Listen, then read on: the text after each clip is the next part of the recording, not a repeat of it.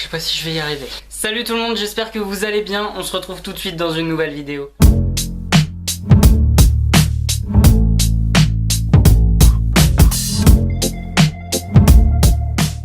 Alors comme vous avez pu le voir dans le titre, on se retrouve aujourd'hui pour un What's on my phone. Je vais pas vous mentir en mode youtubeur, c'est une vidéo qui m'a été extrêmement demandée. Pas du tout, c'est une vidéo qui ne m'a pas été demandée, mais personnellement c'est une vidéo que j'aime regarder de temps en temps. Et honnêtement, pour tout vous dire, j'avais aucune idée de vidéo à tourner. Donc c'est un peu la roue de secours en fait. Donc sans plus attendre, on va commencer avec les questions. Alors, question numéro 1, quelle est la marque de ton portable? Alors mon téléphone c'est un iPhone 6 d'Apple. Numéro 2, quel est ton fond d'écran? Alors mon fond d'écran c'est pas compliqué, c'est le même de verrouillage et d'accueil. Donc c'est un ponton qui mène vers la mer. Question numéro 3, à quel âge as-tu eu ton... Je vais pas y arriver. À quel âge as-tu eu ton premier portable? Mon premier portable, je l'ai eu, j'étais en 5ème. J'ai dû avoir mon premier portable aux alentours de 12-13 ans, plus 13 ans à mon avis. Es-tu accro à ton portable? Alors, bizarrement, pas du tout. Je suis très technologie, ordinateur, machin, téléphone, tablette et tout. Mais honnêtement, j'ai pas de téléphone pendant une semaine, 2 semaines, 3 semaines, ou même pas du tout. C'est pas quelque chose qui me manquerait. Numéro 5, depuis quand as-tu ton portable actuel? Alors ce téléphone-là, je l'ai eu juste après mon 5S et c'était aux alentours du 20 juillet de l'année dernière. Donc ça va faire dans quelques mois, un an, dans quelques mois. Préfères-tu les SMS ou parler directement? Je préfère parler directement. Après, ça dépend. Je suis pas trop SMS à part avec ma copine, mais le reste du temps, ça va être un échange de 2-3 SMS. Et s'il y a vraiment une conversation qui commence à s'installer, je vais préférer appeler la personne et raconter notre vie directement au téléphone. As-tu déjà été pris avec ton portable en cours? Oui, malheureusement, ça a dû m'arriver. Je me rappelle d'une fois.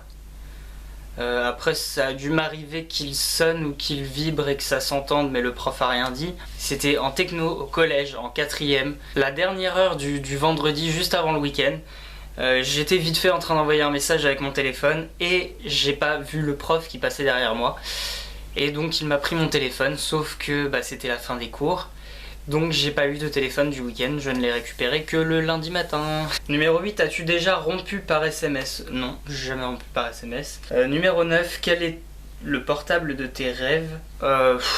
Pour moi, je pense pas qu'on puisse avoir un portable de ses rêves, parce que après tout c'est quoi? C'est un téléphone.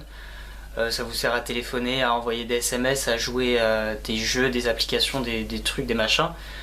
Mais je rêve pas d'avoir un téléphone... Je sais pas, non, je rêve pas. Numéro 10, quelles sont les applications que tu utilises le plus? J'avais pas vu cette question, du coup on va basculer directement sur les applications que j'utilise le plus. Je vais les présenter tout de suite. Je vais essayer de zoomer. Donc la première page, je vous présente plus les applications qu'il y a, c'est vraiment des applications que je pense que tout le monde connaît. Facebook, calendrier, photo, Instagram. Je vous mettrai mon compte Instagram en barre d'infos. Météo, horloge, plan, Safari, notes, Gmail. Gmail qui est rattaché directement à ma chaîne YouTube. Donc, mon compte Twitter que je garde privé. Appareil photo, Messenger, réglage, Viber qui est super bien pour discuter avec des personnes qui sont à l'étranger. C'est une messagerie en fait qui passe directement par internet. L'App Store, Snapchat que je garde privé évidemment, puisque je pense pas avoir assez d'abonnés pour faire un compte public. Et juste en bas on a téléphone, mail pour ma deuxième adresse. Messages et Spotify. Je vous mettrai aussi en barre d'infos mon pseudo Spotify. Pour ceux qui connaissent pas, c'est un peu comme c'est comme Deezer en fait. Ça vous permet d'écouter de la musique que vous soyez que vous ayez du réseau ou pas, de les stocker sur votre téléphone. Et évidemment c'est payant, ça coûte 9,90 € par mois, quelque chose comme ça. Ensuite sur la deuxième page, on a un fichier autre C'est là que je mets toutes les applications dont je me sers pas. Je pense que tout le monde a ça sur son iPhone. Shazam ensuite, ça tout le monde connaît, on le présente plus pour trouver la musique. Google Traduction que j'utilise surtout pour les hashtags sur Instagram. Parce que honnêtement ça fait un moment que je suis plus en cours et je sens bien que mon niveau d'anglais commence à merder un peu. Skype pour discuter via webcam, Amazon que je ne présente plus non plus, FaceTime, Freebox Compagnon, donc ça c'est pour gérer un peu ma box, voir qui a appelé sur la box, gérer un peu le disque dur, gérer mes options, enfin tout ça. Ensuite MyCanal, donc ça c'est pour regarder la télé quand je ne suis pas chez moi, puisque mes parents ont un abonnement CanalSat, Canal+, donc il y avait cette option dedans et je peux regarder la télé où je veux, quand je veux. Bah tiens, Super Nanny. Pour faire quoi? Pour les mettre devant des jeux vidéo et voilà. Être le plus tranquille possible? Non, je dis pas ça. Ensuite, Crédit Mutuel, l'application de ma banque. iMovie que j'utilisais avant sur mon ancienne chaîne que j'utilise plus du coup. C'était surtout pour monter les vlogs que je faisais sur mon téléphone parce qu'à l'époque je faisais des vlogs. Ça me plaisait beaucoup mais je pense pas que ce serait quelque chose à faire sur ma chaîne actuellement. Je sais pas, dites-moi en commentaire si jamais ça vous intéresse. Ensuite, fond d'écran. C'est une application que j'utilise pour trouver beaucoup de fonds d'écran. Donc il y en a des beaux, il y en a des moches. C'est pas celle-ci que je préfère, je vais vous en présenter une autre. Ensuite WhatsApp, c'est un peu le même principe que Viber pour communiquer avec des personnes à l'étranger. Ensuite Netflix, Netflix c'est une application de streaming pour les séries et même les films maintenant. Donc après vous sélectionnez les séries que vous regardez le plus, il vous prévient quand il y a des nouveaux épisodes qui sortent. Et vous voyez directement où vous en êtes dans les séries et c'est vachement bien. Par contre c'est payant, il y a 3 formules d'abonnement, moi je crois que j'ai celle qui est intermédiaire, il me semble que je paye 8,99 par mois. Alors ensuite j'ai Pacer. Pacer, qu'est-ce que c'est? C'est une application... ah bah tiens, je suis pas connecté, c'est bizarre. Bon, bah tant pis. Pacer c'est une application un peu sportive. C'est en fait un podomètre qui compte vos pas. Et ce qui est vachement bien, c'est que vous pouvez également, par exemple, vous allez courir. Juste avant de commencer à courir, vous le mettez en route. Ça va vous géolocaliser et à la fin, vous allez dire bah voilà, j'ai fait ma course, j'ai terminé. Ça va vous montrer sur une carte, je sais pas si j'en ai. Non, j'en ai pas, mais ça permet de vous géolocaliser et vous voyez à la fin sur un plan tout le parcours que vous avez fait avec le nombre de pas, le temps que vous avez couru, le temps que vous avez marché également, le nombre de kilomètres, le nombre de calories brûlées. Et franchement c'est vachement bien. Et enfin sur la 3e et dernière page, j'ai mon dossier photographie avec InstaSize pour mettre les bords blancs sur les photos Instagram. Facetune pour retoucher, je vais vous montrer. Et c'est avec une photo démo. C'est une application pour retoucher les petits défauts de la peau. Par exemple là la dame elle a des grains de beauté. On peut lisser la peau ou alors directement lui retirer ses grains de beauté en appuyant sur corriger.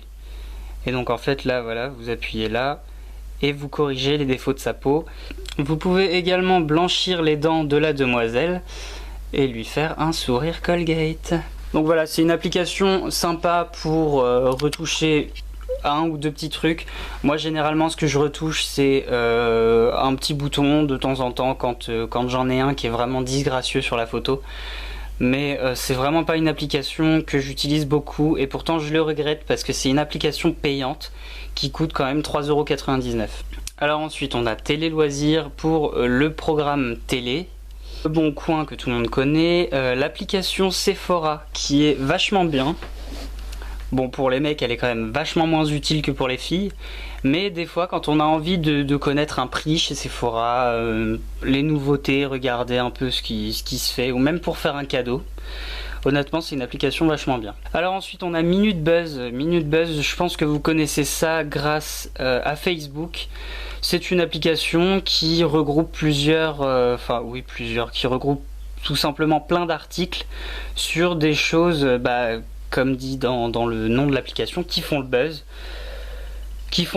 Ou des choses pratiques à savoir. Enfin, c'est vraiment une application que j'aime beaucoup regarder de temps en temps. Alors ensuite on a Tune in Radio, c'est une application vachement bien pour écouter les radios via internet.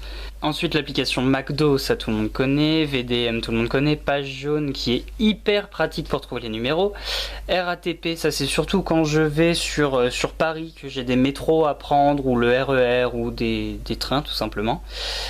Free Télécommande, ça c'est pour la télé de la box.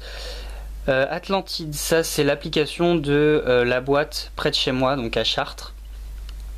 Et ça regroupe tout simplement les soirées qu'il va y avoir.